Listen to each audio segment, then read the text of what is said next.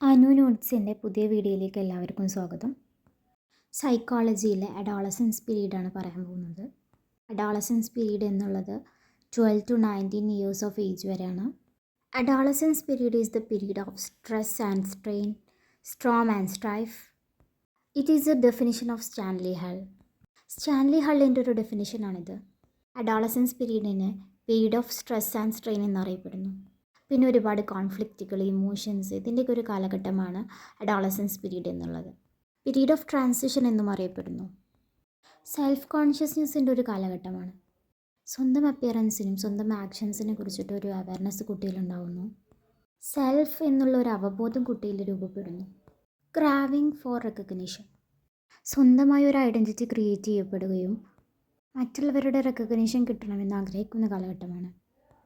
Strong desire to achieve self sufficiency, financially independent ആവണം, അതുപോലെ സ്വയം പര്യാപ്തത കൈവരിക്കണം എന്നുള്ള ഒരു സ്ട്രോങ് ഡിസയർ കുട്ടിയിലുണ്ടാകുന്നു. Period of day dreaming, day ഡ്രീമിങ്ങിൻ്റെ ഒരു കാലഘട്ടമാണത്.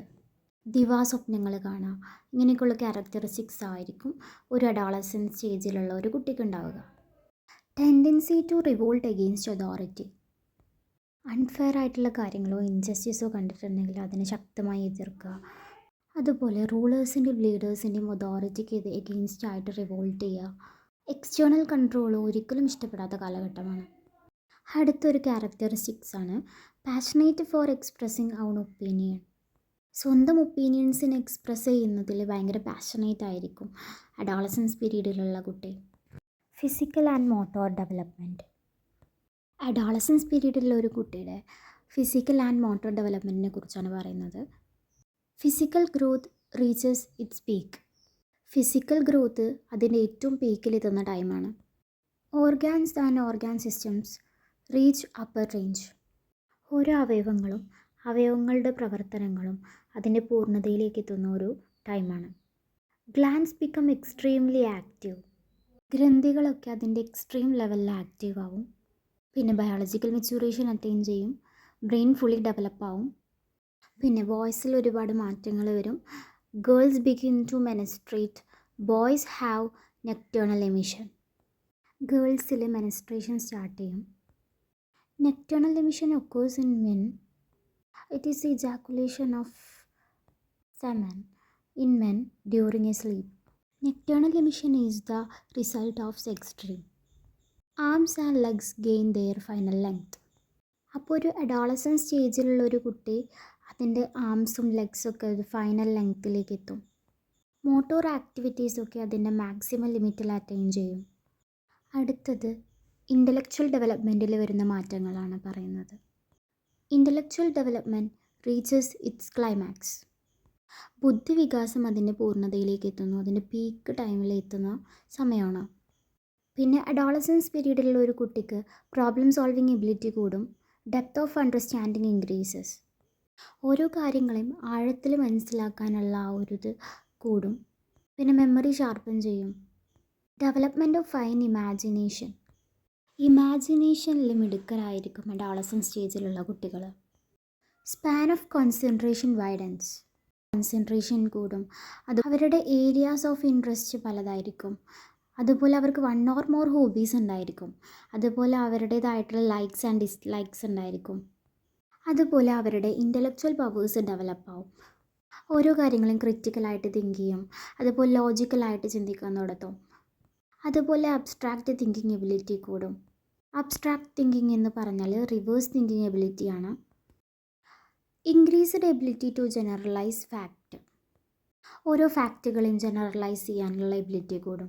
Increase in the ability to utilise symbolism, complex ഐഡിയാസിനെ കമ്മ്യൂണിക്കേറ്റ് ചെയ്യാൻ വേണ്ടി സിമ്പിൾസ് യൂസ് ചെയ്യാം. ഓരോ ഐഡിയാസിനും പകരം അതിനെ റെപ്രസെൻ്റ് ചെയ്യുന്ന സിമ്പിൾസുകൾ ഉപയോഗിക്കുക. ഇത്തരം എബിലിറ്റീസ് കൂടും. The ability to deal with abstraction increase, ഓരോ കോൺസെപ്റ്റുകൾ മനസ്സിലാക്കാനുള്ള എബിലിറ്റി കൂടും. Power of imagination, memory, imagination power കൂടും, മെമ്മറി കൂടും. അടുത്തത് അഡോളസൻസ് പീരീഡിലുള്ള ഒരു കുട്ടിയുടെ സോഷ്യൽ ഡെവലപ്മെൻറ്റിനെ കുറിച്ചാണ്. Increased influence of peer group, അവരുടെ സെയിം ഏജും സെയിം സ്റ്റാറ്റസുള്ള കുട്ടികളുടെ ഇൻഫ്ലുവൻസ് കൂടും. അത് കുട്ടിയിൽ നല്ലോണം സ്വാധീനം ചെലുത്തും. അത് ഇമിറ്റേറ്റ് ചെയ്യാൻ ശ്രമിക്കുകയും ചെയ്യും. Strong sense of loyalty towards the group. Peer ഗ്രൂപ്പിനോട് ഒരു strong sense of loyalty keep ചെയ്യും, ഒരു വിശ്വസ്തത പുലർത്തും. Wants to be accepted by the group. തൻ്റെ ഏജിലും സ്റ്റാറ്റസിലുമുള്ള കുട്ടികൾ തന്നെ അക്സെപ്റ്റ് ചെയ്യണമെന്നായിരിക്കും ഓരോ അഡോളസൻസ് പീരീഡിലുള്ള കുട്ടികളുടെയും ആവശ്യം എന്നുള്ളത്. Peer group relations control the social behaviour. Peer ഗ്രൂപ്പുമായിട്ടുള്ള ബന്ധം നല്ലതാണെന്നുണ്ടെങ്കിൽ അവരുടെ സോഷ്യൽ ബിഹേവിയറും നല്ലതായിരിക്കും. അത് കുട്ടിയുടെ സോഷ്യൽ ബിഹേവിയറിനെ കൺട്രോൾ ചെയ്യും. ഹെട്രോജീനിയസ് റിലേഷൻഷിപ്പുകൾ എസ്റ്റാബ്ലിഷ് ചെയ്യും. പല ഫാമിലി ബാക്ക്ഗ്രൗണ്ടിൽ നിന്നും അതുപോലെ ഡിഫറെൻറ്റ് കൾച്ചേഴ്സിൽ നിന്നും വരുന്ന കുട്ടികൾ ഒരുമിച്ച് കൂടി ഒരു ഗ്രൂപ്പ് ക്രിയേറ്റ് ചെയ്യപ്പെടുകയും ചെയ്യും. Cooperation and social service R developed. പരസ്പര സഹകരണം അതുപോലെ സോഷ്യൽ സർവീസ് ഇതൊക്കെ ഡെവലപ്പാവും. അവർക്ക് ചുറ്റുമുള്ള ഒരുപാട് കാര്യങ്ങളെക്കുറിച്ച് അറിയാനുള്ള ക്യൂരിയോസിറ്റി ഉണ്ടായിരിക്കും. സൊസൈറ്റിയിൽ സ്വന്തമായിട്ടൊരു സോഷ്യൽ സ്റ്റാറ്റസ് തനിക്കുണ്ടായിരിക്കണം എന്ന് വിചാരിക്കുന്ന ഒരു പീരീഡാണ്. സമൂഹത്തിൽ തന്നെ അംഗീകരിക്കപ്പെടണമെന്നും പിയർ ഗ്രൂപ്പുമായി കൂടി ലൈഫിനൊരു ഫിലോസഫി തന്നെ അവർ ഡെവലപ്പ് ചെയ്യുകയും ചെയ്യും. മോറൽ കോൺസെപ്റ്റുകളെ അക്സെപ്റ്റ് ചെയ്യുകയും ധാർമ്മിക ബോധം കുട്ടിയിൽ ഡെവലപ്പ് ചെയ്യുകയും ഗുഡിനും ബാഡിനും ഡിഫറൻഷ്യേറ്റ് ചെയ്യാനുള്ള കഴിവ് കുട്ടിയിൽ വരികയും ചെയ്യും. അഡോളസൻ സ്റ്റേജ് കഴിഞ്ഞിട്ടുള്ള അടുത്ത സ്റ്റേജാണ് adulthood. Longest of all the stages, ഏറ്റവും ലോങ്ങസ്റ്റ് സ്റ്റേജാണ് അഡൾട്ട്ഹുഡ്. സ്റ്റേജിലുള്ള ആളുകൾ എപ്പോഴും ഇൻഡിപെൻഡൻ്റ് ആയിരിക്കും. അവരെപ്പോഴും സെൽഫ് റിലയൻ്റ് ആയിരിക്കും. മറ്റുള്ളവരുടെ ഹെൽപ്പോ നീഡ് അവർക്ക് ആവശ്യമില്ല. പിന്നെ മുതിർന്നവർ പ്രിസ്ക്രൈബ് ചെയ്തിട്ടുള്ള മോറൽ സ്റ്റാൻഡേർഡ് ഓഫ് കണ്ടക്റ്റിന്, അതായത് ധാർമ്മിക മാനദണ്ഡങ്ങളെ അതേപോലെ സാമൂഹിക മാനദണ്ഡങ്ങളെ സ്ഥിരീകരിക്കുകയും അത് മാതൃകയാക്കുകയും ചെയ്യും. ഒരു സോഷ്യൽ സ്റ്റാറ്റസിലിരിക്കുന്ന ഓരോ അഡൾട്ടിൽ നിന്നും പ്രതീക്ഷിക്കുന്ന എല്ലാത്തരം ക്യാരക്ടർ ട്രെയ്റ്റ്സും ആറ്റിറ്റ്യൂഡിൻ്റെ ഡെവലപ്മെൻറ്റ് സംഭവിക്കുന്നു. അഡൾട്ട്ഹുഡിനെ 3 സ്റ്റേജസായി ഡിവൈഡ് ചെയ്തിരിക്കുന്നു. ഒന്ന് ഏർലി അഡൾട്ട്ഹുഡാണ്. ഏർലി അഡൾട്ട്ഹുഡ് എന്നുള്ളത് 80 to 40 ഇയേഴ്സ് ഓഫ് ഏജ് വരെയാണ്. മിഡിൽ അഡൾട്ട്ഹുഡ് എന്നുള്ളത് 40 to 60 ഇയേഴ്സ് ഓഫ് ഏജ് വരെയാണ്. ലേറ്റർ അഡൾട്ട്ഹുഡ് വരുന്നത് 60 ആൻഡ് എബോവ് ആണ്. അപ്പോൾ ഇതൊക്കെയാണ് അഡോളസൻസ് ആൻഡ് അഡൾട്ട്ഹുഡ് പീരീഡിൽ വരുന്ന കാര്യങ്ങൾ.